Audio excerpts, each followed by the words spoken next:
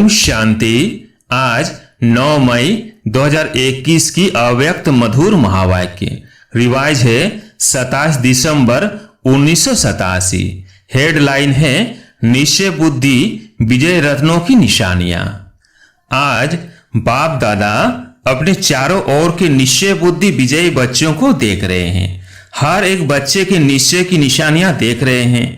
निश्चय की विशेष निशानियां: पहला, जैसा निश्चय वैसा कर्म। वाणी में हर समय चेहरे पर रूहानी नशा दिखाई देगा। दूसरा, हर कर्म संकल्प में विजय सहज प्रत्यक्ष फल के रूप में अनुभव होगी।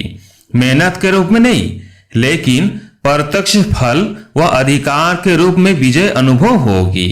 तीसरा, अपने श्रेष्ठ भाग्य, श्रेष्ठ जीवन व बाप और परिवार के संबंध संपर्क द्वारा 1% भी संशय संकल्प मात्र भी नहीं होगा। चौथा, क्वेश्चन मार्क समाप्त। हर बात में बिंदु बन बिंदु लगाने वाले होंगे।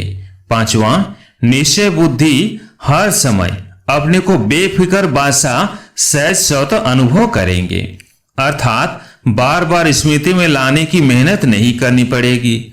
मैं बादशाह हूं यह कहने की मेहनत नहीं करनी पड़ेगी, लेकिन सदा स्थिति के श्रेष्ठ आसन व सिंहासन पर स्थित है ही।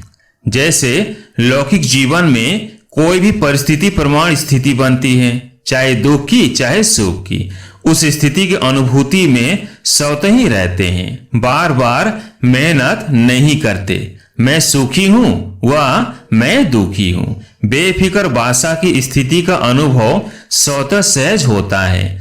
अज्ञानी जीवन में परिस्थितियों प्रमाण स्थिति बनती है, लेकिन शक्तिशाली अलौकिक ब्राह्मण जीवन में परिस्थिति प्रमाण स्थिति नहीं बनती, लेकिन बेफिक्र बादशाह की स्थिति व श्रेष्ठ स्थिति बाप दादा द्वारा प्राप्त हुई नॉलेज की लाइट माइट द्वारा, याद की शक्ति द्वारा, जिसको कहेंगे ज्ञान और योग की शक्तियों का वर्षा बाप द्वारा मिलता है।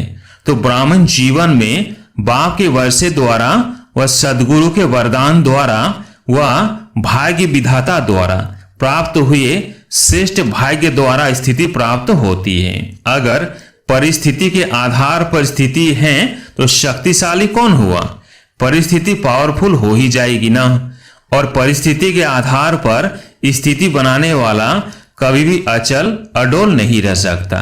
जैसे अज्ञानी जीवन में अभी अभी देखो बहुत खुशी में नाच रहे हैं और अभी अभी उल्टे सोए हुए हैं, तो अलौकिक जीवन में ऐसी हलचल वाली स्थिति नहीं होती। परिस्थिति के आधार पर नहीं, लेकिन अपने वर्षे और वरदान के आधार पर व अपनी श्रेष्ठ स्थिति के आधार पर परिस्थिति को परिवर्तन करने वाला होगा। तो निश्चय बुद्धि इस कारण सदा बेफिक्र बादशाह है, क्योंकि फिक्र होता है कोई अप्राप्ति व कमी होने के कारण। अगर सर्व प्राप्ति स्वरूप है, मास्टर सर्व शक्तिमान है, तो फिक्र किस बात का रहा। छठा, निश्चय बुद्धि अर्थात सदा बाप पर बलिहार जाने वाले। बलिहार अर्थात सर्वंश समर्पित, सर्ववंश सही समर्पित। चाहे देवान में लाने वाले विकारों का वंश, चाहे देह के संबंध का वंश, चाहे देह के विनाशी पदार्थों की इच्छाओं का वंश, सर्ववंश में यह सब आ जाता है। सर्वंश समर्पित व सर्वंश त्यागी एक ही बात है। समर्पित होना इसको नहीं कहा जाता कि मधुवन में बैठ गए व सेवा केंद्रों पर बैठ गए। यह भी एक सीढ़ी है। जो सेवा अर्थ अपने को अर्पण करते हैं, लेकिन सर्वंश अर्पित यह सीढ़ी की मंजिल है। एक सीढ़ी चढ़ गए, लेकिन मंजिल पर पहुंचने वाले निश्चय बुद्धि की निशानी है तीनों ही वंश सहित अर्पित। तीनों ही बातें स्पष्ट जान गए ना। वंश तब समाप्त होता है जब स्वप्न व संकल्प में भी अंश मात्र नहीं। अगर अंश है तो वंश पैदा हो ही जाएगा। इसलिए सर्वंश त्यागी की परिभाषा अति गुह्य है। यह भी कभी सुनाएंगे।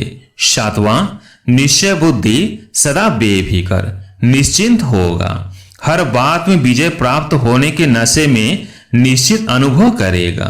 तो निश्चय, निश्चिंत और निश्चित यह हर समय अनुभव कराएगा। 8वां, वह सदा स्वयं भी नशे में रहेंगे और उनके नशे को देख दूसरे को भी यह रूहानी नशा अनुभव होगा। औरों को भी रूहानी नशे में बाप की मदद से स्वयं की स्थिति से अनुभव कराएगा। निश्चय बुद्धि की व रूहानी नशे में रहने वाले के जीवन की विशेषताएं क्या होंगी?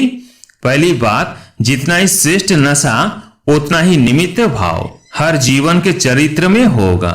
निमित्त भाव की विशेषता के कारण निर्माण बुद्धि पर ध्यान देना। जितनी निर्माण बुद्धि होगी उतना निर्माण करते रहेंगे। नव निर्माण कहते हो ना, तो नव निर्माण करने वाली बुद्धि होगी तो निर्माण भी होंगे, नव निर्माण भी करेंगे। जहां यह विशेषताएं हैं उसको ही कहा जाता है निश्चय बुद्धि विजयी। निमित्त, निर्माण और निर्माण। निश्चय बुद्धि की भाषा क्या होगी? निश्चय बुद्धि की भाषा में सदा मधुरता तो कॉमन बात है, लेकिन उदारता होगी। उदारता का अर्थ है सर्व आत्माओं के प्रति आगे बढ़ाने की उदारता होगी। पहले आप, मैं नहीं। उदारता अर्थात दूसरे को आगे रखना। जैसे ब्रह्मा बाप ने सदैव पहले जगत अम्बा व बच्चों को रखा। मेरे से भी तीखी जगदम्बा है, मेरे से भी तीखे ये बच्चे हैं। यह उदारता की भाषा है। और जहां उदारता है, स्वयं के प्रति आगे रहने की इच्छा नहीं है, वह ड्रामा अनुसार स्वतः ही मन इच्छित फल प्राप्त हो ही जाता है। जितना स्वयं इच्छा मात्र अविद्या की स्थिति में रहते, उतना बाप और परिवार अच्छा योग्य समझ उसको ही पहले रखते हैं। तो पहले आप मन से कहने वाले पीछे रह नहीं सकते। वह मन से पहले आप कहता तो सर्व द्वारा पहले आप हो ही जाता है, लेकिन इच्छा वाला नहीं। तो निश्चय बुद्धि की भाषा सदा उदारता वाली भाषा, संतुष्टता की भाषा, सर्व के कल्याण की भाषा। ऐसी भाषा वाले को कहेंगे निश्चय बुद्धि विजयी। निश्चय बुद्धि तो सभी होना, क्योंकि निश्चय ही फाउंडेशन है। लेकिन जब परिस्थितियों का, माया का, संस्कारों का, भिन्न भिन्न स्वभावों का तूफान आता है, तब मालूम पड़ता है निश्चय का फाउंडेशन कितना मजबूत है। जैसे इस पुरानी दुनिया में भिन्न भिन्न प्रकार के तूफान आते हैं ना, कभी वायु का, कभी समुद्र का। ऐसे यहाँ भी भिन्न भिन्न प्रकार के तूफान आते हैं। तूफान क्या करता है? पहले उड़ाता है, फिर फेंकता है। तो ये तूफान भी पहले तो अपनी तरफ मौज में उड़ाते हैं, अल्पकाल के नशे में ऊंचे ले जाते हैं, क्योंकि माया भी जान गई है कि बिना प्राप्ति यह मेरी तरफ होने वाले नहीं है। तो पहले आर्टिफिशियल प्राप्ति में ऊपर उड़ाती है, फिर नीचे गिरती कला में ले आती है। चतुर है। तो निश्चय बुद्धि की नजर त्रिनेत्री होती है। तीसरे नेत्र से तीनों कालों को देख लेते हैं, इसलिए कभी धोखा नहीं खा सकते। तो निश्चय की परख तूफान के समय होती है। जैसे तूफान बड़े बड़े पुराने वृक्ष के फाउंडेशन को उखाड़ लेते हैं, तो ये माया के तूफान भी निश्चय के फाउंडेशन को उखड़ने की कोशिश करते हैं, लेकिन रिजल्ट में उखड़ते कम है, हिलते ज्यादा है। हिलने से भी फाउंडेशन कच्चा हो जाता है। तो ऐसे समय पर अपने निश्चय के फाउंडेशन को चेक करो। वैसे कोई से भी पूछेंगे निश्चय पक्का है, तो क्या कहेंगे? बहुत अच्छा भाषण करेंगे। अच्छा भी है निश्चय में रहना, लेकिन समय पर अगर निश्चय हिलता भी है तो निश्चय का हिलना अर्थात जन्म जन्म की प्रारब्ध से हिलना। इसलिए तूफानों के समय चेक करो, कोई हद का मान सान न दे, वह व्यर्थ संकल्पों के रूप में माया का तूफान आए। जो चाहना रखते हो वो चाहना अर्थात इच्छा पूर्ण न हो। ऐसे टाइम पर जो निश्चय है कि मैं समर्थ बाप की समर्थ आत्मा हूं, वो याद रहता है, वह व्यर्थ समर्थ के ऊपर विजय हो जाता है। अगर व्यर्थ विजय प्राप्त कर लेता है तो निश्चय का फाउंडेशन हिलेगा ना, समर्थ के बजाय अपने को कमजोर आत्मा अनुभव करेगा, दिल शिकस्त हो जाएंगे। इसलिए कहते हैं कि तूफान के समय चेक करो, हद का मान शान। मैंपन रूहानी शान से नीचे ले आता है। हद की कोई भी इच्छा मात्र अविद्या के निश्चय से नीचे ले आती है। तो निश्चय का अर्थ यह नहीं है कि मैं शरीर नहीं, मैं आत्मा हूं। लेकिन कौन सी आत्मा हो? वह नशा, वह सौमान समय पर अनुभव हो। इसको कहते हैं निश्चय बुद्धि विजयी। कोई पेपर है ही नहीं और कहे मैं तो पास विद ऑनर हो गया, तो कोई उसको मानेगा? सर्टिफिकेट चाहिए ना, कितना भी कोई पास हो जाए, डिग्री ले लेवे, लेकिन जब तक सर्टिफिकेट नहीं मिलता है तो वैल्यू नहीं होती। पेपर के समय पेपर दे, पास हो, सर्टिफिकेट ले बाप से, परिवार से, तब उसको कहेंगे निश्चय बुद्धि विजयी। समझा? तो फाउंडेशन को भी चेक करते रहो। निश्चय बुद्धि की विशेषता सुनी ना, जैसा समय वैसे रूहानी नशा जीवन में दिखाई दे। सिर्फ अपना मन खुश ना हो, लेकिन लोग भी खुश हो, सभी अनुभव करे कि हाँ नशे में रहने वाली आत्मा है। सिर्फ मन पसंद नहीं, लेकिन लोग पसंद, बाप पसंद। इसको कहते हैं विजयी। अच्छा, सर्व निश्चय बुद्धि विजय रत्नों को, सर्व निश्चिंत बेफिक्र बच्चों को, सर्व निश्चित विजय के नशे में रहने वाले रूहानी आत्माओं को, सर्व तूफानों को पार कर तोहफा अनुभव करने वाले विशेष आत्माओं को, सदा अचल अडोल एक रस स्थिति में स्थित रहने वाले निश्चय बुद्धि बच्चों को बाप दादा का याद, प्यार और नमस्ते। विदेशी भाई बहनों से बाप दादा की मुलाकात। अपने को समीप रतन अनुभव करते हो। समीप रतन की निशानी क्या है?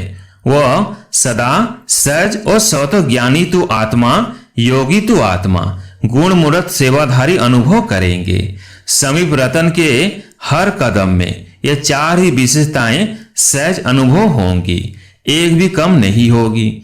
ज्ञान में कम हो, योग में तेज हो, या दिव्य गुणों की धारणा में कमजोर हो, वह सब में सदा ही सहज अनुभव करेगा। समीप रतन किसी भी बात में मेहनत नहीं अनुभव करेंगे, लेकिन सहज सफलता अनुभव करेंगे, क्योंकि बाप दादा बच्चों को संगम युग पर मेहनत से ही छुड़ाते हैं। 63 जन्म मेहनत की है ना, चाहे शरीर की मेहनत की, चाहे मन की मेहनत की।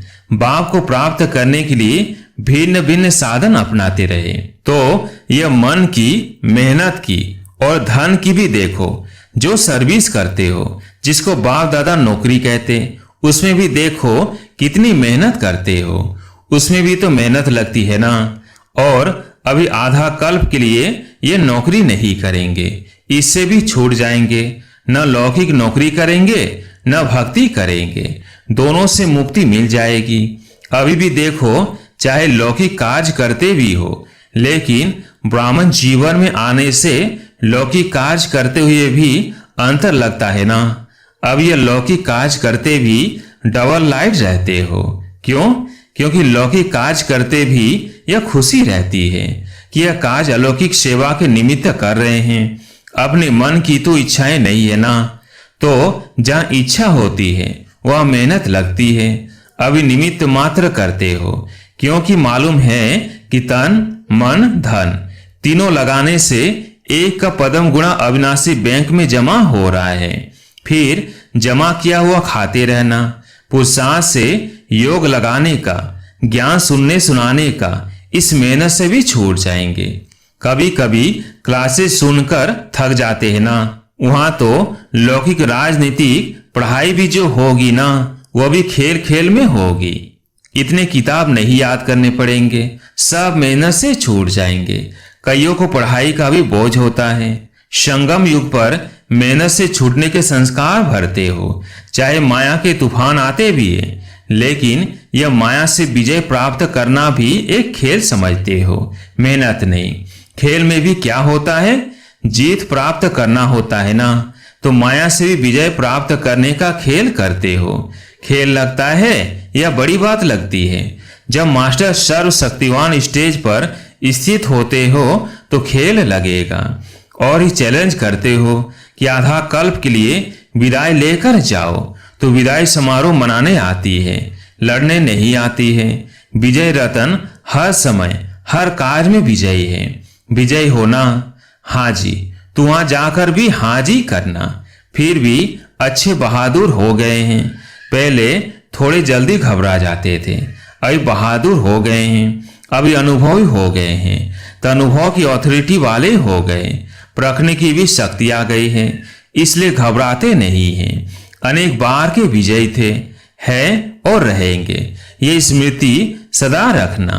अच्छा, विदाई के समय दादियों से, दादी जान की बंबई से 3 से 4 दिन का चक्कर लगाकर आई है, अभी से ही चक्रवर्ती बन गई।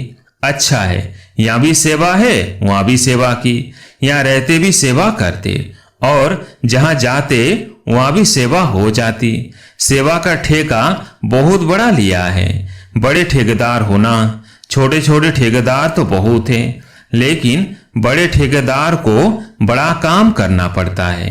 बाबा, आज मुरली सुनते बहुत मजा आया, है ही मजा। अच्छा है, आप लोग कैच करके औरों को क्लियर कर सकते हो, सभी तो एक जैसे कैच कर नहीं सकते। जैसे जगदम्बा मुरली सुनकर क्लियर करके सहज करके सभी को धारण कराती रही, ऐसे अभी आप निमित्त हो। कई नए नए तो समझ भी नहीं सकते हैं, लेकिन बाप दादा सिर्फ सामने वालों को नहीं देखते, जो बैठे हैं सभा में उन्हें ही नहीं देखते, सभी को सामने रखते हैं। फिर भी सामने अनन्य होते हैं तो उन्हों के प्रति निकलता है। आप लोग तो पढ़कर भी कैच कर सकते हो। अच्छा, वरदान, व्यर्थ की लीकेज को समाप्त कर समर्थ बनने वाले कम खर्च वाला नशीन भव। व्यर्थ की लीकेज को समाप्त कर समर्थ बनने वाले कम खर्च वाला नशीन भव। संगम युग पर बाप दादा द्वारा जो भी खजाने मिले हैं, उन सर्व खजानों को व्यर्थ जाने से बचाओ तो कम खर्च वाला नशीन बन जाएंगे। व्यर्थ से बचाव करना अर्थात समर्थ बनना। जहां समर्थी है वहां व्यर्थ जाए ये हो नहीं सकता। अगर व्यर्थ की लीकेज है तो कितना भी पुरुषार्थ करो, मेहनत करो, लेकिन शक्तिशाली बन नहीं सकते। इसलिए लीकेज को चेक कर समाप्त करो तो व्यर्थ से समर्थ हो जाएंगे। स्लोगन, प्रवृत्ति में रहते संपूर्ण पवित्र रहना, यही योगी व ज्ञानी तो आत्मा की चैलेंज है। प्रवृत्ति में रहते संपूर्ण पवित्र रहना, यही योगी व ज्ञानी तो आत्मा की चैलेंज है। अच्छा, ओम शांति।